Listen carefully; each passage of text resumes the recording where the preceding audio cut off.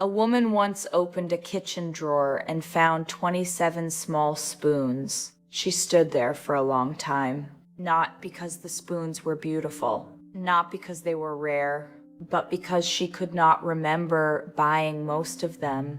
Some came with cups, some came in cheap sets, some were bought because they were on sale, some were bought because she thought guests might come, yet the guest never came. The spoons stayed. Her money left.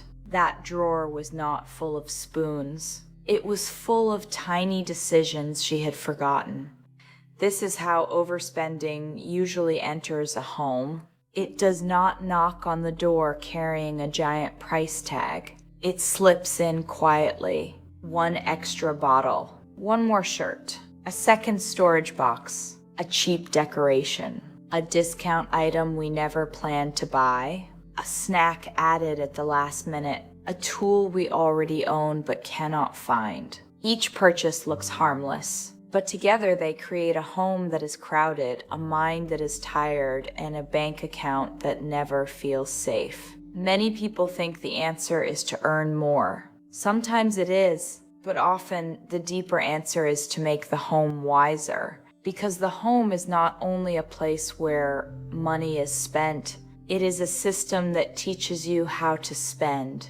A chaotic home creates chaotic buying. A crowded home hides what you already own. A home without rules invites impulse, but a calm home sends a different message. Enough. Use what is here. Finish before replacing. Repair before buying. Pause before bringing anything new inside. In many Japanese homes, saving money is not treated like punishment. It is built into small daily rules. These rules do not make life cold. They make life clear. They reduce waste. They protect space. They help each object earn its place. And most importantly, they stop money from leaking through hundreds of small holes. Today, we will look at 7 Japanese home rules that quietly stop overspending. Stay until the 7th rule. Because the last one is not only about saving money, it may change the way you see everything you bring into your home. Rule 1. Every item must have a home before it enters your home. This sounds simple, but it is one of the strongest ways to stop impulse buying. Before buying something, ask one question. Where will this live? Not where will I put it for now? Not where can I squeeze it? Not which corner can hide it? Where is its real place? If you cannot answer, the item does not yet belong in your home. This rule works because many purchases happen in imagination. We see a beautiful lamp and imagine a peaceful room. We see a storage box and imagine an organized life. We see a new pan and imagine cooking better meals. But we do not think about the real space, the full shelf, the crowded counter, the drawer that no longer closes, the old pan that is still working, the lamp that will need dusting, the storage box that may only hide more clutter. A wise home does not ask, "Can I afford this?" It also asks, "Can my space afford this?" Space is a form of wealth. An empty shelf is useful. A clear floor is useful. A calm table is useful. When every item has a place, you can see what you own. You stop buying copies. You stop losing things. You stop paying money to solve problems created by too many things. Try this rule for 1 week. Before any non-essential purchase, say the place out loud. This will live on the second shelf beside the rice jar. This coat will replace the black coat in the closet. This book will fit on the small shelf near the window. If the sentence feels unclear, wait. Do not buy storage first. Do not create a new problem to make room for another object. Let space become a gatekeeper. A small home can teach a large lesson. Not everything that fits in your budget fits in your life, and not everything that enters your life deserves to stay. Rule 2. Use the one in, one out rule. When one item comes in, one similar item must leave.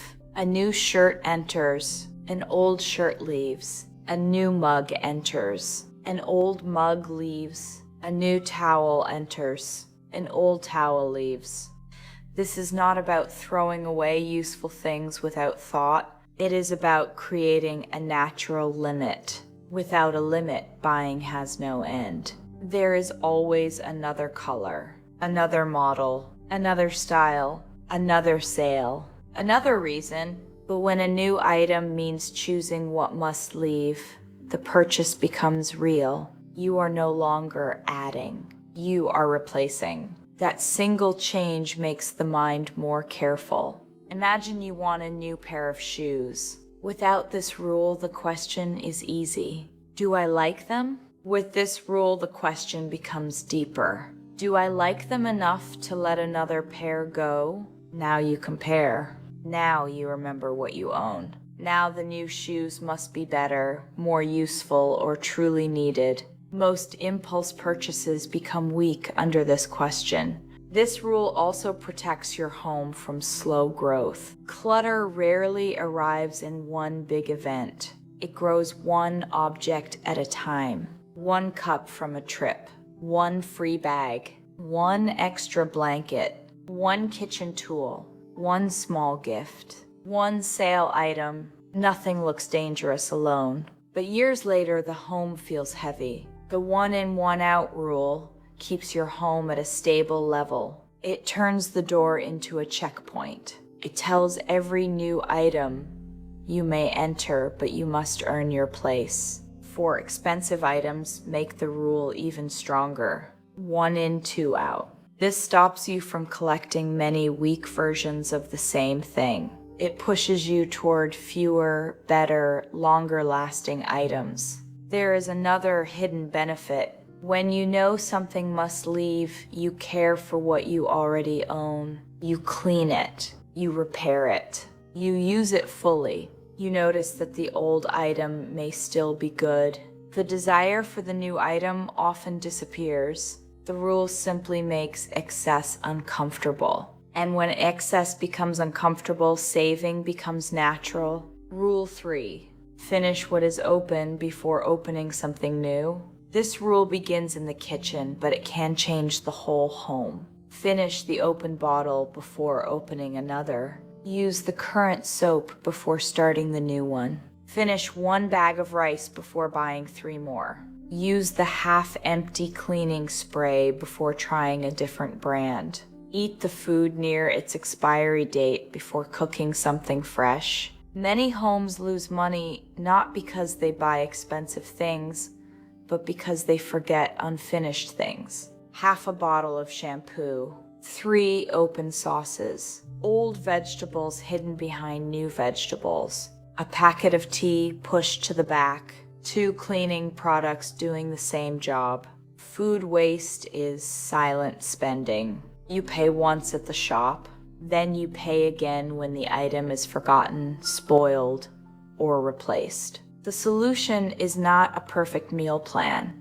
It is visibility and order. Keep open items in one clear place. Create an eat first area in the refrigerator. Put older items in front. Place newer items behind. Use simple containers you can see through. Do not hide food inside too many boxes. What the eyes cannot see, the mind forgets. This rule also works beyond food. Modern shopping teaches us to love beginnings. The new bottle, the sealed box, the clean notebook, the first page, the fresh package. But a wise home respects endings. A finished jar is a sign that money was used well. A worn-out towel is proof that the item served you. There is deep peace in using something fully. You no longer live as a person who is always starting and never finishing. You become someone who receives value from what you already paid for. This practice may look small, but it trains the mind to stop chasing newness. And overspending often begins with one dangerous thought. New will make me feel better. Sometimes it does for a moment, but finishing creates a deeper feeling. I am capable of using what I have. Rule 4. Keep a visible inventory of essentials. Many people overspend because they do not know what is inside their own home. They buy rice while rice is already there. They buy batteries but cannot find the old pack. They buy another charger because the first one is hidden. They buy cleaning cloths because they forgot the drawer is full. The problem is not always desire. Sometimes it is poor memory created by poor order. A visible inventory solves this. You need one simple list. Keep it on the inside of a cupboard door, on the refrigerator, or in a small notebook. Write the main things your home uses often. Rice, flour, oil, tea, soap, toothpaste, medicine, cleaning products, light bulbs, batteries, pet food, school supplies, whatever matters in your home. Next to each item, write a simple level: full, half, low, buy soon, that is enough. The purpose is not to control every spoon of rice. The purpose is to stop blind buying. Before shopping, look at the list. Before clicking add to cart, check the cupboard. Before buying in bulk, ask how much is already stored.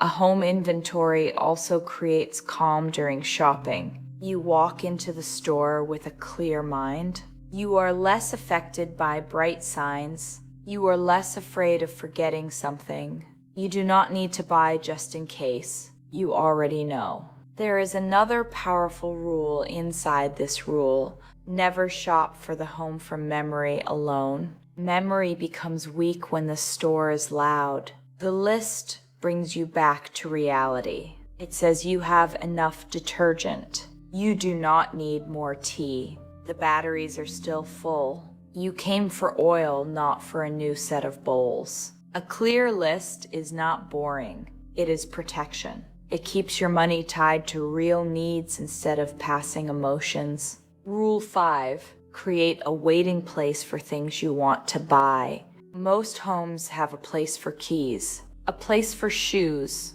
a place for dishes, but very few homes have a place for desire. So desire enters the shopping cart immediately. Create a waiting place. It can be a paper list, a note on your phone, a small card near your desk. Call it maybe later. Whenever you want something that is not essential, write it there. Do not buy it that day. Wait at least 7 days for a small item. Wait 30 days for an expensive item.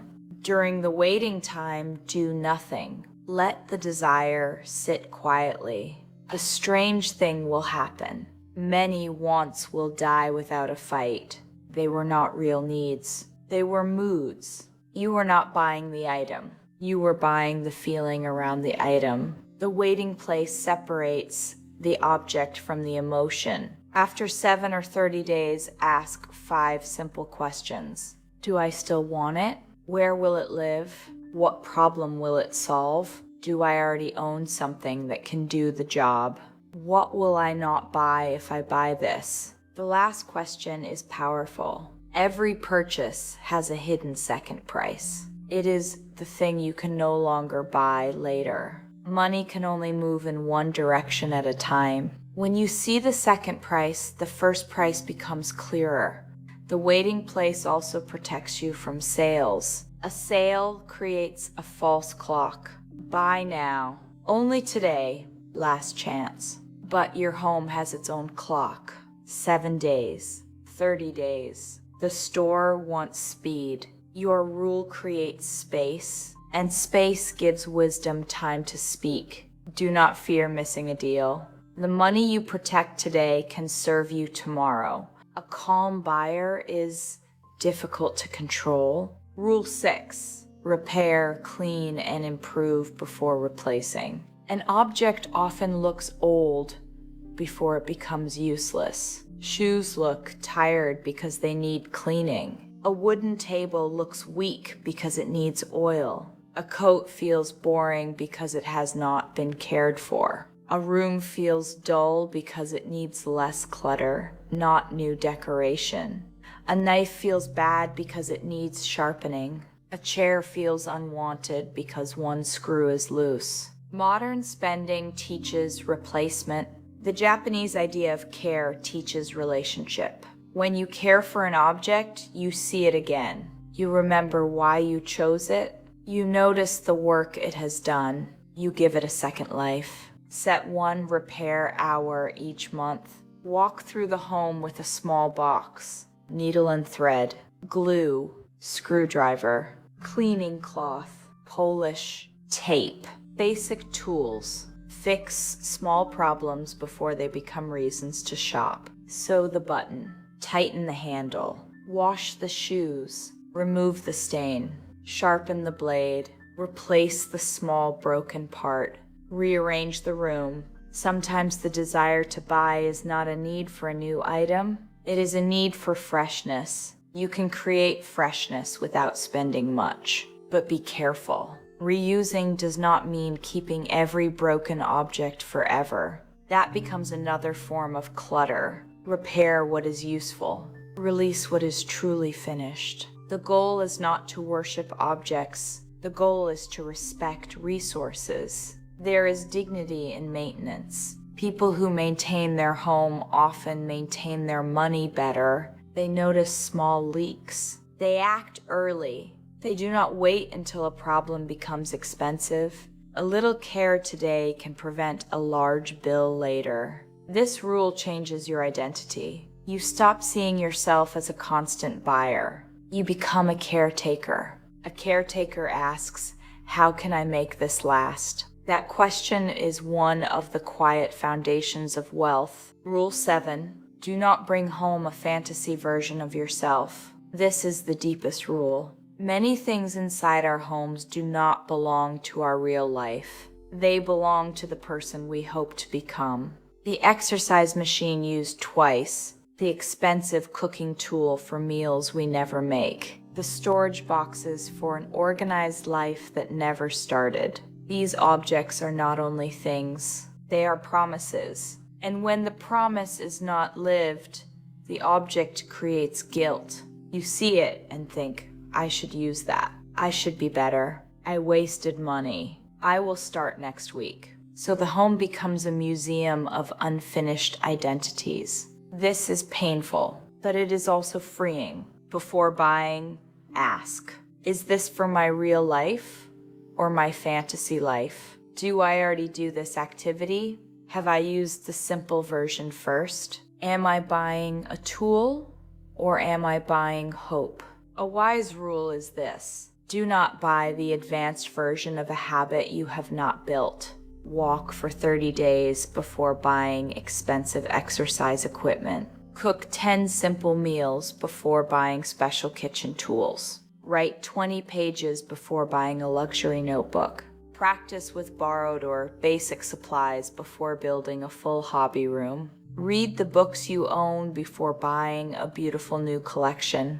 Let action come before equipment. Let the habit earn the object. This protects you from one of the biggest spending traps: identity shopping. Identity shopping happens when we buy things to feel like a certain kind of person. The purchase gives us a quick taste of the identity, but the feeling fades. Then we need another purchase. The real identity is built through repetition, not possession. A cook cooks, a reader reads, a runner runs, an organized person returns things to their place, a careful person repairs. A wise buyer waits. The object can support the action, but it cannot replace the action. This rule does not kill dreams. It makes dreams honest. You can still become someone new, but begin with a small action, not a large purchase. Use what you have. Test the habit. Then, when the habit becomes real, buy with confidence. The object will no longer be a fantasy. It will be a tool.